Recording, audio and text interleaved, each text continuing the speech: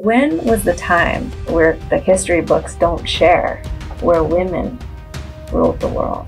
Because women ruled. So in the crisis of the 3rd century, there was a woman that broke off half of the Roman Empire for herself, and her name was Zenobia. And for about 10 years, she actually ruled half of the Roman Empire by herself.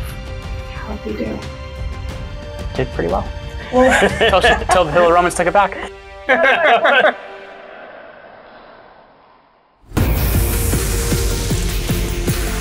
There's a rite of passage. It takes wild courage. Yes. Wild. Jeremy Ryan Slate is the host of the Jeremy Ryan Slate Show, which studies the highest performers in the world. His podcast was named the #1 podcast to listen to by Inc. magazine, as well as top 40 under 40 by Podcast magazine. Jeremy here studied literature at Oxford University, as well as holding a master's in early Roman Empire propaganda. Fresh off the airplane, Jeremy, thanks for doing this, buddy. Thanks for having me, guys. What's going on? Thanks for having me. So I've been looking forward to this conversation. I am a man, and I have been quite getting obsessed with the Roman Empire. And all of a sudden, like you, going to Oxford, studying the Roman Empire, you probably didn't realize that fast forward X amount of years, it's going to be part of American kind of pop culture. It makes me look really smart, though. Otherwise, like it'd be like, yeah, I had forethought, and I was thinking, okay, I didn't think it was going there at all. My goal was to be a college professor, and I applied to one school, which I didn't get into, and then I ended up teaching at private school for a couple of years. That's awesome, and I do love your show as well. So we're going to just dive right into this, Ferrari. So her and I go really deep, so you try to keep up. I'm sure you can. So this is the thought I had driving over here today in preparation for this conversation. The difference between being born on this piece of dirt versus this piece of dirt. The difference between having these parents versus these parents. The difference between going to this college versus not being able to afford college. It blows my mind. We talk about this all the time. If you took a left instead of a right. Mm-hmm. But when we talk about countries and we talk about empires and we talk about cultures, it really depends on where you grew up, where you were born, and then fast forward to that's how your life has to play out. That gets really weird for me. So I think the thing you have to understand is, I think Rome has a much more open system than people realize, because you even look at like Emperor Hadrian, who was somebody that was he's emperor in the 120s AD. He's somebody that came from a poorer family. Or you look at somebody like Claudius II Gothicus, who's an emperor in the late 3rd century. He's a guy that he enlisted in the army, worked his way up the army, and becomes emperor later on. So it was a much more open system than people realize, but at the same time, it is a very much a difference between the haves and the have-nots. There was a lot more social programs in Rome than people realized as well, as there was like an annual grain dole, so everybody was eating, but this becomes a problem later in the empire when Egypt starts having the ability to actually get water for grain, so they have shortages in the late 3rd century. So there's definitely differences in that. I think, too, people see... do you know what a litter is? Like when they carry somebody around in a litter, they call it. So like if you've ever seen like rich people in like the Middle Ages or something, they carry them around like these carts or these things, they're called litters. So in the Roman Empire, they didn't carry people in those just because like they didn't want to walk. It was actually the sewage would get dumped out of the side of the buildings into the streets. It's why the sidewalks are actually so high, because they want to keep people from walking in it. So it is a very different way of living, but at the same time, the system was open mainly because of military achievement. If you could achieve in the military, you could gain political position. So I just wanted to, and you can rip off this, Ferrari. I was at a bachelor party this weekend, and we were having the time of our lives, Old Town Scottsdale. For those in our audience that have been here, awesome bars, restaurants, the whole thing. We were at Maya Day Club. Have you been there? So Maya Day Club, how would you describe it? It's a what? Free-for-all. It's a shit show. Okay? So everyone's just ordering, bottles of champagne and bottles of liquor, and everyone's, in the pool, and there's a DJ, having the time of their lives. And I'm just sitting there, sort of on this balcony, just looking out, and everybody's having a blast. Everybody's blowing literally like thousands of dollars. Yeah. And I'm thinking about what's going on, not only in downtown Phoenix, then I extrapolated out to what's going on in other parts of the world. And we're sitting here spending thousands of dollars having a blast, drinking alcohol, getting messed up out of our minds, while other people are worried that their, apartment complex is going to get bombed this evening. Right. And like that kind of stuff really gets in my head, and it kind of screws me up. Like, is that okay? And then I started thinking about you and you coming in today. cultures go through cycles, right? Mm-hmm. Empires rise and then they inevitably all fall. So it's like, where are we on that trajectory? So I think history doesn't necessarily repeat, but it does rhyme in a lot of ways. And for me, the comparison is always going to come back to the Roman Empire. So Rome is essentially 3 eras in time. It's founded in 753 BC as a kingdom. It's a kingdom until 509 BC. And then it's a republic, which is kind of what we think of with the American form of government and things like that, from 509 to 31 BC. And then it's an empire from 31 BC to 476 AD in the west, or 1453 in the east, where the Ottoman Empire is. So you have to kind of understand there's 3 eras in time. And if you want to look at like what's actually happening in America, we're seeing parts of the republic falling and parts of the empire falling at the exact same time, because they fall for 2 different reasons. And the thing to be concerned about is that's something that's actually like civilizationally shifting. The republic falls because of what's called the Roman Civil War. So 133 to 31 BC. And it's basically the political class fighting out who's going to be in charge. And what ends up happening is law starts to break down, and you have the rules of office not being followed. For example, there's this guy, Gaius Marius. You're supposed to hold a consulship once. He held it 7 times. And if you held it once, you're supposed to wait 10 years before you could hold it again. You have, in that area, you also have a guy named Sulla. And Sulla actually creates this process called proscription, where he would put people's names on a tablet, and he would reward you if you brought them his head. So it got pretty crazy, and that opens a power vacuum for a guy like Julius Caesar. And Julius Caesar is really somebody that's just kind of the best politician of his era. So when you see that compared to now, it's very similar to the whole idea of Caesar crossing the Rubicon. Was basically they were going to bring him up on charges for things he may or may not have done in his time in political office. And he crosses the Rubicon with 1 legion, because if he says, if I come back to Rome without an army, they're going to arrest me and put me in jail. And he may or may not have done anything. We don't know. That's very similar to what we're seeing happening with the Trump trials. So that's similar to how a republic breaks down. But if you want to look at how an empire falls, the Roman Empire falls from really 2 main things. The first being inflation. It's at 15,000% by 284 AD. And also out of control immigration, because you're seeing immigration coming from the borders.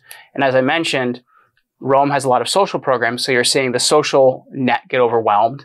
And you're seeing, as these people are serving in the Roman army that aren't Romans, and there's less money to pay them because the money's not worth everything, it collapses. So I hope that wasn't too long of an explanation, but it's kind of 2 things at once. Are you seeing some similarities here? Modern day. Okay, there's a lot. I'm going to just break it down in my Angela break it down kind of way, because I think it all comes together for me. And maybe this is a guy girl thing. I don't know. I don't want to generalize, but it seems like, there's you guys really like to go history and really go get inside of history. And I don't mind history, but I just want to go, what does that have to do with right now? Mm-hmm. How does that make now matter or not matter? And if that's for your entertainment and has nothing to do with right now, I just don't get that interested. Even people go, what was your past life? I'm like, I don't know. You were a queen before. People like to get into who was I back then? If that applies to how I'm going to maneuver myself today, then I'll take that as valuable information. So I really started connecting when you're going, okay, what we're seeing are these patterns. Correct. And that is how, because you're like, it doesn't repeat itself, it rhymes. And what that means is we can, in fact, learn from, check out that pattern, see where it went before, and what are we going to do from now on? And then to go to your story, at Maya, you're talking about here I am celebrating, and there's all these people that aren't. Should I feel ashamed of where I am right now because other people aren't where I am right now? And I don't know that holds a lot of value, because there is, coming full circle to what we talked about in the beginning, like fate and fate, just how the chips were dealt. There was no way it was going to look any different. Where you are in the geography of it all, that's not something that you really control. So if we just allow the flow of where we are, discover everything we've learned from to this point. So from now on, what causes value and contribution versus just spinning in fear, which the media likes to have us do. Here's this story. Now let's all, hey, Billy, don't have a good time because other people are suffering. How dare you? Feel shame, feel fear. And then we know we can control there. I completely agree. For me, it wasn't shame. It was more, there's an unawareness by these people of what's actually happening out there. Well, I think there's an unawareness. There's an unawareness by most people. Naivety is bliss. I think that's the problem, though, too, because you even look at how our education system has changed in the last 150 years. Like, the thing that's been surprising to me in having these Rome conversations is that nobody knows it. Like, that's been the real surprising part of it, is we don't know our history so that we can make better decisions in the future, right? Like you mentioned, pattern recognition. If we can't recognize a pattern, then we can't do something about it. And I think, to me, that's the biggest problem, is we don't have the information to actually change the situation. And let me point to something about that, because here's a conversation I've been in lately. And I was in this group. I don't even know how I got in this group with all these scholars in the UK. I found myself at this dinner table where these incredible people there. And some of these are like history professors or professors of the professor.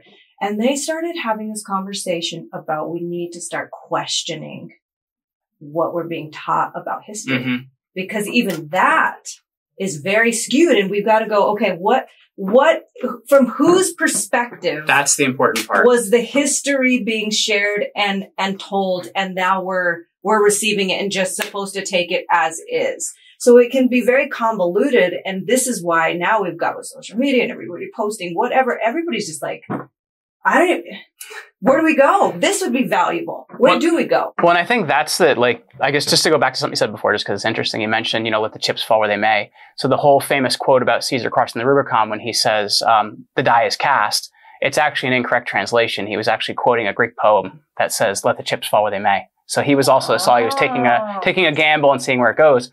But I think also looking at his story, the problem with Caesar is one of the first things he does is actually pardons his enemies. And then what happens is those people actually are the people that end up working together to kill him. They outlive him, and a lot of his writings from when he was actually a dictator we don't know about. So that goes back to, once again, good guy, bad guy, we don't know. We just know historically what people said about him. That even goes for one of the most debated things ever, which is the fall of Rome. We say in 476 is the year it fell, but you could ask historians and get 10 different dates it fell. The 476 date actually comes from the Eastern Roman Empire. Justinian tries to reunite the Eastern and Western Empire, and in doing it, destroys the whole thing, because it's come to kind of barbarian kings ruling what used to be a Roman Empire. So who writes about it? The Eastern Roman emperors do. So you're going to have their information on what that information is about. So once again, it's so skewed. Are we getting right data? Can we make correct outputs based on what we're getting? No, it's interesting. So I want to push you on this a little bit, Jeremy. So both political parties, to bring it back to modern day, both political parties say that if XYZ is elected, then America is going to fall. It's the most important election in history. They say it every 4 years, man. Is, right? It's always the most important election. So if the liberals get in office, then America is going to inevitably not be America. If Donald Trump gets elected, then America, we have no more democracy, and the American dream and all this, the beautiful country we have, is over. Both sides saying the same thing.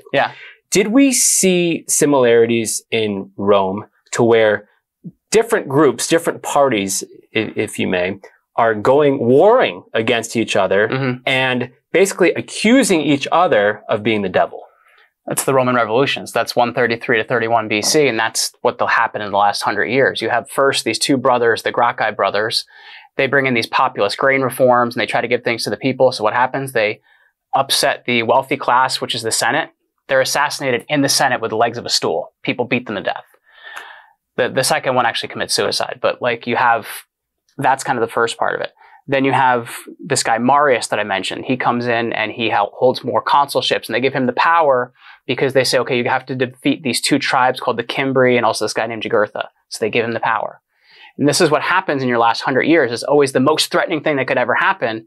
And once you make your enemy the real evil person, it's much easier to justify what you want to do, right? Because you have to do this thing, because if you do this thing, you're stopping evil. And I think that's even when you look at, are you guys familiar with the Praetorian Guard? The Praetorian Guard is the group that's responsible for protecting emperors. So the first time they actually kill and overthrow an emperor is Caligula. He would have been born Gaius Julius Caesar Germanicus. Caligula is a nickname. It means bootykins, because he wore these little boots as a kid. Wow. So bootykins was the nickname. But they actually are so terrified of him that they kill him. So it becomes kind of this power change now, where every time an emperor gets out of control, you have to worry about the Praetorian Guard taking them out. And they justify it every time because this is such an evil thing, we have to handle it. I have to go there for 1 second. Yeah. So as I read about the Roman Empire and I'm trying to like put all this puzzle pieces together and listening to you talk, it's like, whoa, he knows so much. It's unbelievable. Put me next to a PhD, you'll find out they know more. What does, and as I'm reading about history in the Roman Empire and listening to you, I keep hearing like killings and assassinations of, you know, rulers. That's part of our history as a people, the humankind, we kill the king. What does history tell us about assassinations in modern day? And you know where I'm going here. If that bullet to Donald Trump was literally like a half an inch this way, would we have seen a civil war? When we're relating it back to all you know about history. Well, I think the problem is, and you see this in history, there's the power structure we're familiar with, and there's like a power structure behind that. And you can call it the deep state, you can call it whatever you want to call it, but it's basically the Praetorian Guard is kind of like a power behind the power. The money behind political parties is the power behind the power, the intelligence agencies. And I think what you see happen is every time something isn't going as they want, they step out, you know, whether it's a JFK assassination, whether it's attempted assassination on Trump, whether it's, you know, killing Caligula. So I think at the same time there is, and I'm not saying it's some deep grand conspiracy, but I think there is a power structure there. And when you start to upset the apple cart, it kind of moves its way in to take out the person that isn't cooperating. At this point, isn't conspiracy just so obvious? It's real. I mean, don't you have to be unintelligent to not believe that there's some kind of conspiracy? I mean, you would be such a fool. I mean, that term's been created, and I think it came out of the 60s. The term conspiracy theory, it comes out of intelligence, where they actually want to use it to make the story look stupid. Exactly. To gaslight you. Ha ha. Where it's like, if we could just discuss these things, we could find out if it's right, if it's wrong, we could discuss it and figure out what's happening. But I think so often you're not even allowed to touch it because it's crazy. Okay. So let's ground this. Okay. I was just listening to you. There's clearly an expertise and a passion. I mean, there's something that you do in the world that you're very passionate about, which is why you're so great at it. Let's take that passion and go, what can we use and cause value from now on? And even if it's just like me and my life and Mike and Billy and just a small Alexia over here, what can we do from now on versus just spinning in this stuff that doesn't cause anything of a contribution? Well, I think one part of it is don't let a politician tell you this is the most important election in history, because they're going to tell you that every 4 years, because for them, it's the most important one in history because they're highly invested. But I think one part of it is also realizing as well that national politics doesn't matter as much as you think it is. You know, it's taking care of your family. It's being involved in your community. It's taking care of other people. And I think we've actually lost a lot of that. We need to get back to having a community. We need to get back to communicating with each other, taking care of each other. But I think we've lost that because people are so charged about red team, blue team, whatever it might be. And you know what's funny? It goes back to Roman chariot teams. So chariot racing teams weren't just chariot racing teams. They were also political parties. You had the greens, you had the purples, you had these different things, and you would actually claim a color, whether it be the purples, the blues, the golds, whatever it might be. That sounds very similar to what we're dealing with now. And it divides us. We have to get back to what are we as people? How do we help each other? And how do we actually make community? But we've lost community. I love that you said that so much, because it boils it down to this like simplest form. Because once Billy gets inside of that flow, inside of community, which is his natural state, Billy's going to be more happy and at peace in the world. And that ripple effect is going to go into everybody he meets. We've been taught to fear our neighbor. You know what I mean? And that's the problem. I was taking a walk with my dad the other day. We're walking the dog in Show Low, Arizona. He's got a cabin up there. And he had a neighbor that just built a cabin across the street. And I just walked by. I go, Dad, have you met your neighbor yet? He's like, no, I haven't. And I was like, I was watching something the other day where it's like such a dying art. And this woman filmed it. And this little old lady, she was probably 85 years old. This woman just moved into her neighborhood, and the little old lady came by with a home-cooked pie. And it just touched my heart. And she kind of waddled over, and she's like, I just want to welcome you to the neighborhood. And I said, Dad, what if we bring that back to life? Yeah. Like, what would that cause now that you're just like, well, that's my neighbor. I wonder who that is. You know, everybody has this. But that's what it's like where I live. Like, and I live in like Northwest New Jersey, and like I live in a lake community. Our kids are all in a homeschool group together. My neighbor was on vacation last week, and they said, hey, you know, our dog sitter said a bear got into our shed, can you just close the door? I go over there, I find out the door wasn't just open, it was broken. So I repaired it, I put an extra lock on it, I picked up all their garbage because, you know what, I'd want them to do that for me.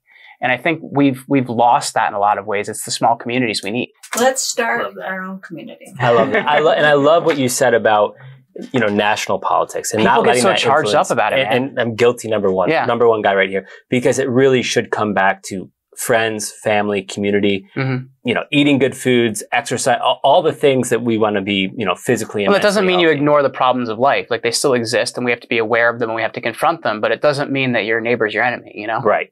I love that. So we've got two ladies here and we've got two men here. So this is a fair fight. I want to talk about men if it's okay. Now, you know, I love women. Are we the camera on? I love women. But I got a guy here that's an expert in the Roman Empire. And let's be honest. I mean, when we think about old times in Rome, we think about men, right?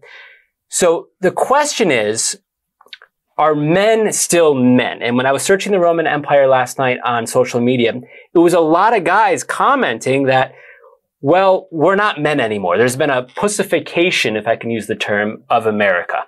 So I wanted to put this up here, and this I got from Jeremy Ryan Slate, and I got this from his social media. I got it from Elon Musk, so okay, I can't take credit. Thanks, Elon. Thanks, Jeremy. So I'm going to read this. Hard times create strong men. Strong men create good times. Good times create weak men. Weak men create hard times. So I don't think it just comes down to men, though. I think it's men and women. Okay, because this is why I say that. Like, I think if you look at, like, when you have things easy, do you work hard? No. But I think when you have things hard, you have to work hard and you have to grow and you have to kind of build around that, I think. But so often, if you're given everything, you don't have to work for it. You look at freedom's kind of only ever a generation away, right? Like, once the generation that earned it is no longer the one that's kind of in charge, you can lose it. I love that, and that all sounds beautiful in Kumbaya. I'll take the knife here. I can take it.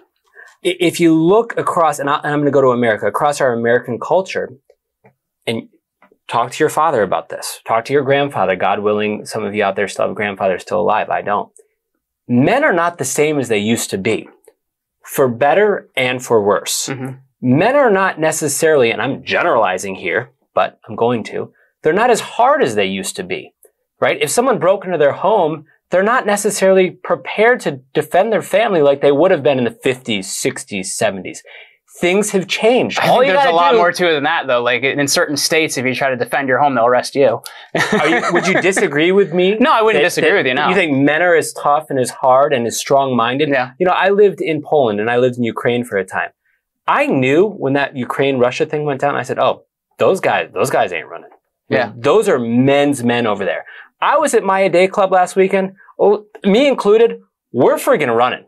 It's not the same in our culture anymore. Apparently you and I are cut from a different cloth then. Exactly. And that's fine. And I'm the first one to admit it. But things have changed. Yeah. Men are not as hard as they used to be in the 50s, 60s, 70s, and definitely not as hard as they used to be in the Roman Empire. And I'm not sure if it's a good thing.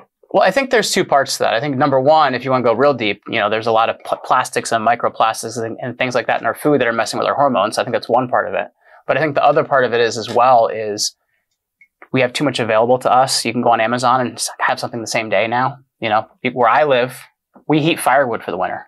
I chop up 2 cords of firewood every winter with an axe. That's how I was raised. I think for a lot of people, it's a different situation. So we've had to do for ourselves. I grew up farming. I grew up doing all these different things. And I think for most people, that isn't your world now. I think there's so much value in manual labor and things like that, but we've lost that because everything is available to us whenever we want it. 100% agree. And I think the other thing is technology. And I think we've talked about this a lot. It's the scrolling. It's our phone. It's the video games. I've got male friends that are good guys. They make a good living, good looking guys. They haven't approached a woman for a date in like years. Why? Because it's all on their phone. Porn, the porn addiction out there. You didn't have that in the 50s and 60s.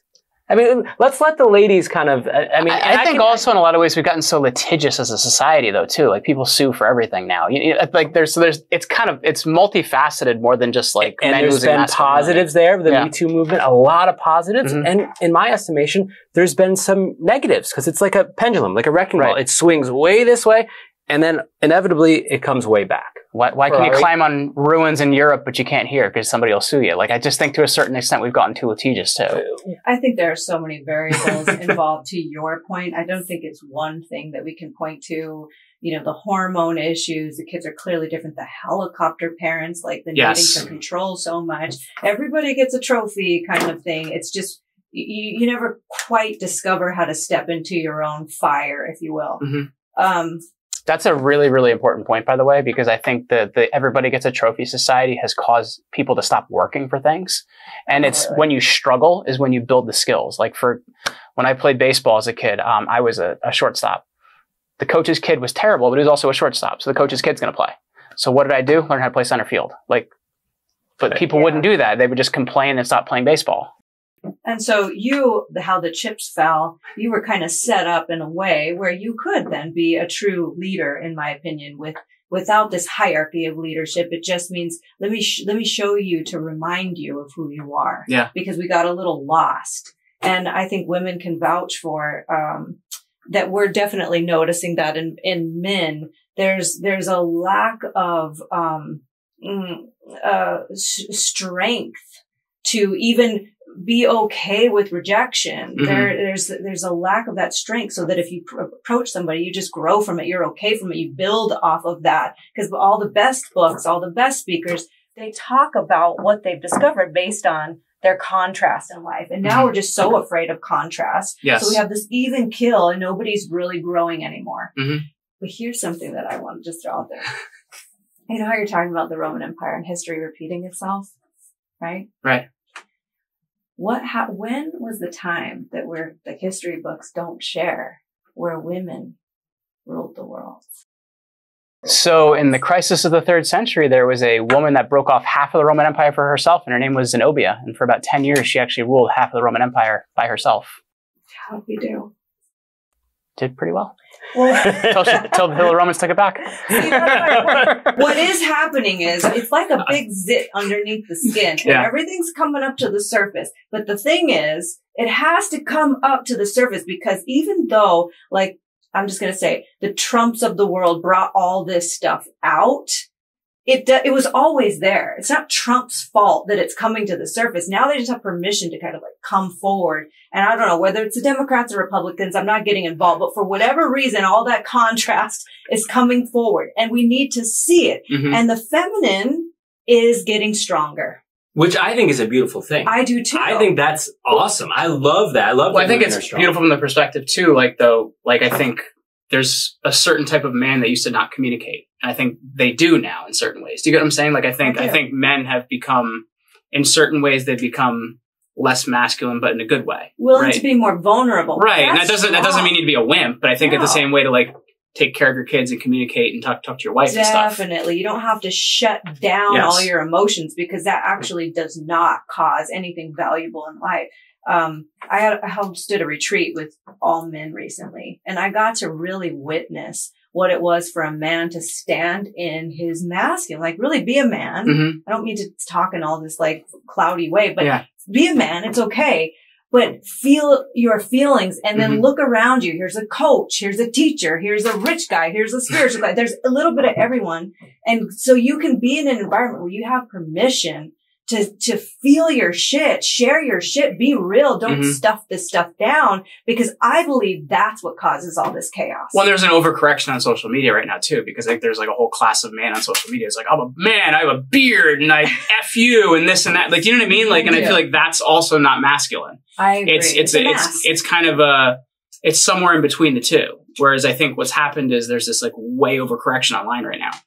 So what is the new masculine? What is that?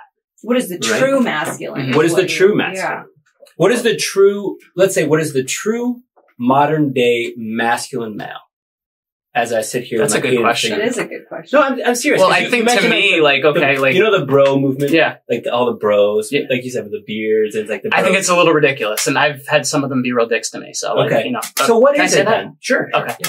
Freedom of speech. Yeah, I love it from your perspective, and then maybe a female perspective. Yeah, so you go first. Well, for me, I think the thing that makes me feel the best as a dad is, I have 3 little girls, and my oldest will say to me, like, Daddy, I know you're always going to take care of me. Like, that's masculine. You know what I mean? Like, my daughter is not afraid to be with her dad because she knows in any environment her dad will take care of her, right?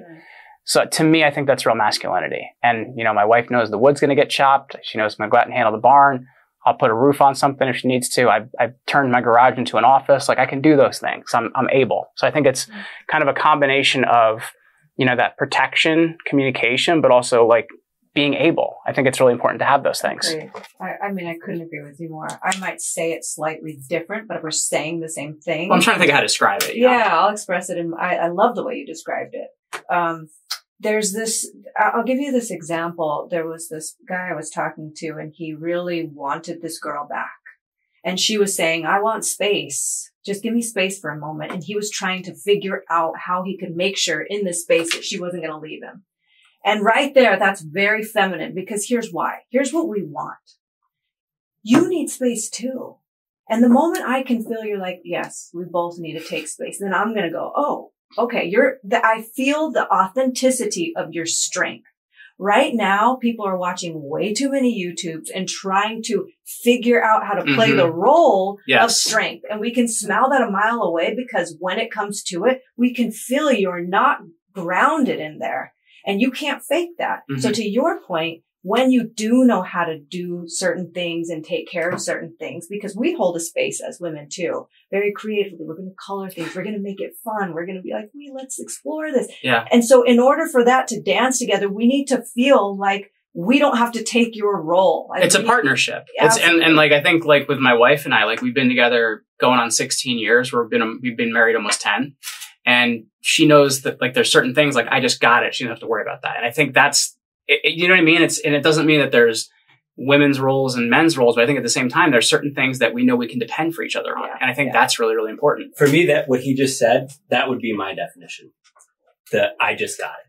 And I can't define exactly what that is, but there's certain situations as a man where this little like light bulb goes off in my head, and I'm like, well, like you hear a sound outside, right? Like my wife knows I'm going to go get up and go check it out. Whether I'm with my rifle, you're not going to go. I'm going to pick up my rifle and go take a look at that. You know what I mean? Like I'm not going to say, "Oh, honey, you want to go look at that?" Because it's understood. I'm protecting my wife and my kids. It may be nothing, right? But like I should go out and handle that. Absolutely. And then to take it on an emotional level, because that's just one facet of that. Your strength is there. That's the obvious. Emotionally, there's things that are going to be there that are going to break down. We want to know that there's not going to be like this passive aggressive behavior, all these little weird behaviors that really symbolize you're not strong there. I don't think that comes to masculine or feminine either, though. I think that's communication. And I know like this isn't any relationship, but even with my wife and I, like we have this agreement that we will say whatever needs to be said without the intention to hurt that other person. Because if we can put it on the table, like, hey, I'm feeling this right now, or I think this right now, we can work it out. But I think too often, and I had this growing up, and I had this in other places where people just sit on things. You got to guess what the other person's upset about and like how you're supposed to solve something. Agreed. And I think you're right. I mean, I totally agree that you're right, that that's a shared experience. But for men, they're less used to being expressed in that way. They're taught, man up, push that down. I guess I had good parents then, because I wasn't taught that way. I was just taught to like, you got to talk about it. I'm generalizing, but you had incredible parents who had parents that were like, your feelings are safe. Let's express. I didn't. Or like, slap that expression off your face. I'll give you something to cry about. Just kidding. Oh, geez. To bring this conversation for a moment back to history, and I want to, again, to your point, relate this back to the modern world. I wanted to just share one quote that I'm sure you're both very familiar with. It's, "The only thing new in the world is the history you do not know." So like, that's to your point in the beginning of this conversation, saying, okay, that's all great, all that really great stuff in your head and all the stuff that you've studied, but how do we relate it back to today? When you talk about immigration and you talk about assassinations and you talk about inflation, it sounds like similar problems that both sides agree that we're having right now. Yes. So my question for you is, we're at an inflection point in our country. While this might not be the most important election ever, culturally, it seems like we're going to go one way or the other. And then the next 4 years, we'll let the chips fall where they may. But it could be very different based on if we elect a certain orange man or a certain woman for president. What is or whoever else they decide, or whoever else they decide to put in? 4 weeks. Yeah, next week. But what does history in the Roman Empire tell you about the importance of who the leader is and how they influence everyday common people? That's a really important point. So, like, somebody I think of is Emperor Hadrian. He's the third of what are called the 5 good emperors. That's like 100 steady years in the Roman Empire before it kind of takes a downward spiral over the next 200 years. And there's this story about him walking through the street, which in the later empire, you wouldn't have seen that. Like, an emperor would not be walking amongst the people. And a woman pulls on his toga and he says, "I don't have the time for you." And she says, "Well, you're my emperor. I need to be able to redress my grievance to you." And he gives her the time of day. And I think, to me, that says something about where we are, where you can communicate to the people that are governing you. And I think once we become 2 different classes of people, and it's kind of, they're going to do whatever they want to do and we really can't do much about it, well, then you're in a difficult situation. I think that's what we're racing towards right now. We're racing towards a situation where the political class does whatever they want. They don't care about us. And it's a Republican and Democrat problem. It's both of them are kind of doing the same thing.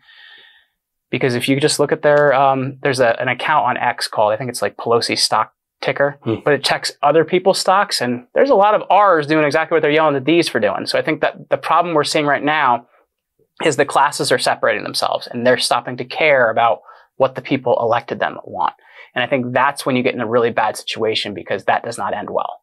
And I think also, to take this a little bit out of politics, the classes of the haves and the have-nots, I'm seeing such a stark contrast. Like, I see people that are absolutely thriving, whether it be on the stock market, in their job, etc. And then you see another class of people in this country that is not thriving, that's basically living in poverty. And I might be wrong, but it seems like there's the middle class is going away, that there's a lot of these, ultra successful, ultra wealthy people. And then the sort of the middle class is being pushed down to a lower class, and we have the have-nots. And I don't think that's healthy for any society. And it's a bigger problem than we can even confront right now. I think that's part of the problem, is a lot of it's policy that's causing those things. You're seeing inflation is one of the biggest things that is the tax nobody thinks about. When your dollar is worth half of what it was, several years ago, well, that's a really big problem. So when that buying power goes away and you're not making enough money in order to actually pay for the things you need to pay for, this is a policy problem. I know you want to talk about the haves and have-nots, but if we don't correct what's happening with money, it's not based on anything, so they can do whatever the heck they want. And also at the same time, tax rates are going up too. So businesses can't hire as many people now because their tax rates are higher. So unless we handle those things, we're not going to fix that problem. So let me put you on the spot real quick. Yeah. This idea I always go back to when I'm talking about politics, or we're talking about classes, or we're talking about history. It's the idea that if they only would have stopped Hitler in Munich, right? Mm-hmm. So if we could have foresaw what would have happened. Sure. Given all of the wealth of knowledge you have up in that brain of yours about the Roman Empire and history in general, what is one thing you would tell our audience that you need to reflect back on what happened then, because it could be foreshadowing to modern day? Well, I think the thing you need to look at, and anybody out there is reading about something called the crisis of the 3rd century. And what's happening is, just like we're seeing now, we're funding a military-industrial complex through money that we don't have. And what happens? They start watering down the money. That's exactly what they did in the 3rd century. They would clip pieces off of coins. They would add base metals to it. So by the time you get to towards the end of the 3rd century, like in the 270s, the silver coins were basically bronze because all the silver's out of them. And that's what we're racing towards. It's 15,000% inflation by 284. So I think we're nowhere near that now. We're racing towards it, but we're nowhere near that now. So I think unless you handle the money, you're in a wealth of trouble. Wow. I did not think you would go to currency, but that's fascinating. Buy Bitcoin, kids. This has been a very enlightening conversation. This guy is just, you have so much going on. Nerd in the best possible way. I would say that you have very pure hearts.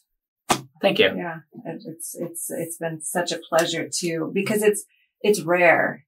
The things that you talk about, when it gets down to it, I love the takeaway.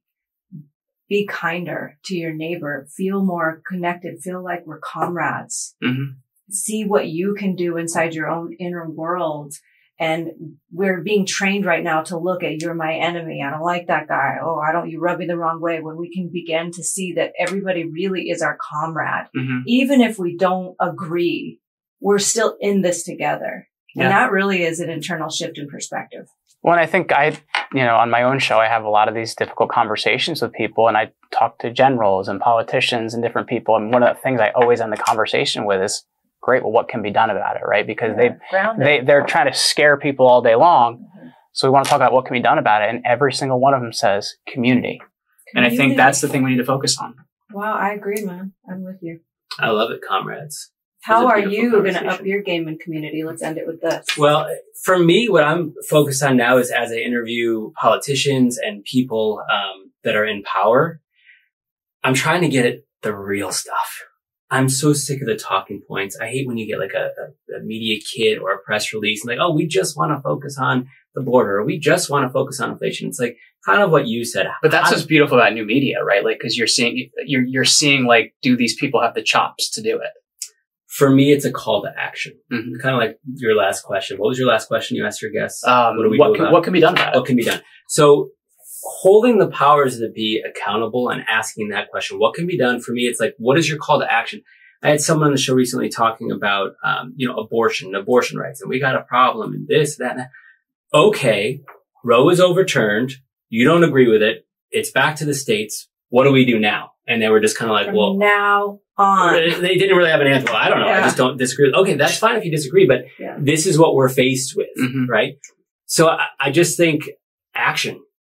It's not just talk. We have to have calls to action. But it's not even action. It's accountability too, because you know what I mean? Like integrity, because how many of these people promise us things they're never going to do? And I think that's a major part of the problem, right? People don't hold them accountable. They just keep re-electing them. Right.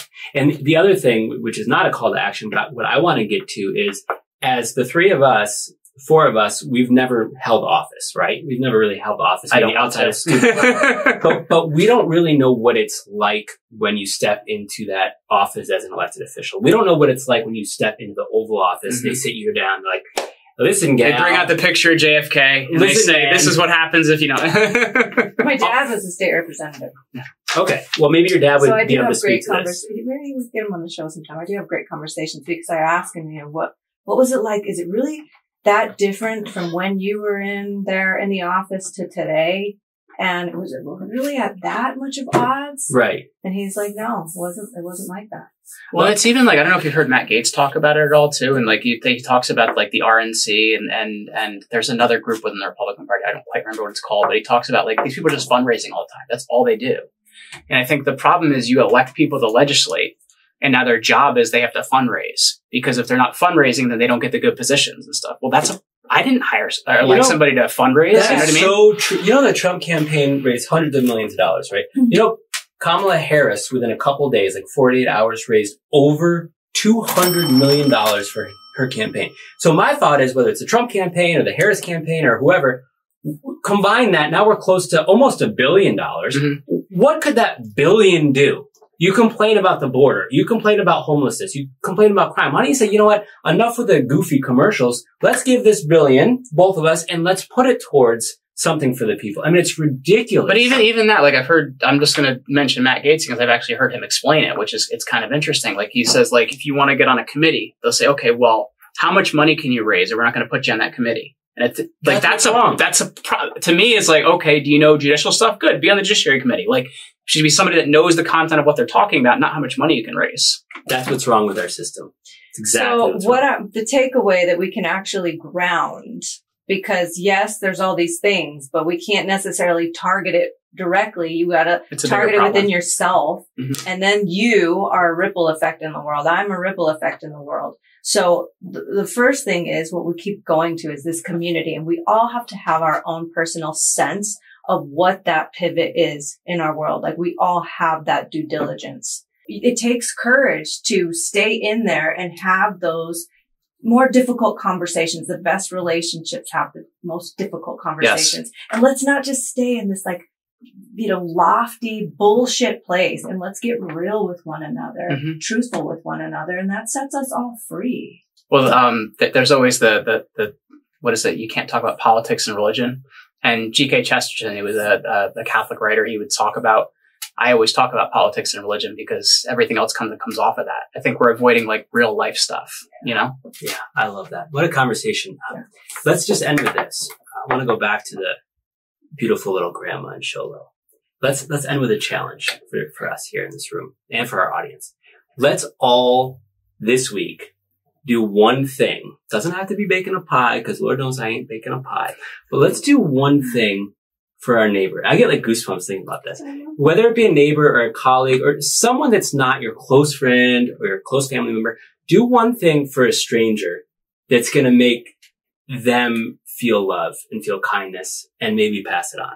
Because that story you told about your neighbor, your father's neighbor, the little old lady going over there, up the driveway. I can picture her. Like, but I think it's a way of being. Like I was at the airport this morning and there was this poor lady, like the lady's doing her job as like the gate agent. And I guess the other woman was late. So she's just like going off on her. Like it just was not okay. And so as the lady walks away, I walked over to the gate agent and I said, you know, you deserve better than that. That wasn't okay that she did that to you. Yes. It's a way of being. You know, you bring it into your life. You know what I mean? But that counts. That's inspiring in that way that it's integrated in you. But for a lot of people to do something that's outside of your norm, we're so in our own little world, we no longer consider that it's us. It's not me and you, it's us. Yes. And so when we do these little pivots like that, it opens the door to Let's do it. Okay. Let's do one little thing. And it can be, you don't have to publicize it. You don't have to post it on your Instagram. No. Just one little thing, an act of kindness to somebody that's a stranger. And let's just see, let's get that ball rolling. It'll be a domino effect. And it'll go throughout all of our audience and it'll just go on and on and on. It's beautiful. Sounds like a good idea. I appreciate your talents. I appreciate your kindness. You are a wealth of knowledge. I can't stop saying it. Unbelievable, man. I cannot imagine the hours of reading. I apologize if I come off a little like Rain Man sometimes, but it's so great. Thank you for 242 toothpicks. All right. Bye, everybody.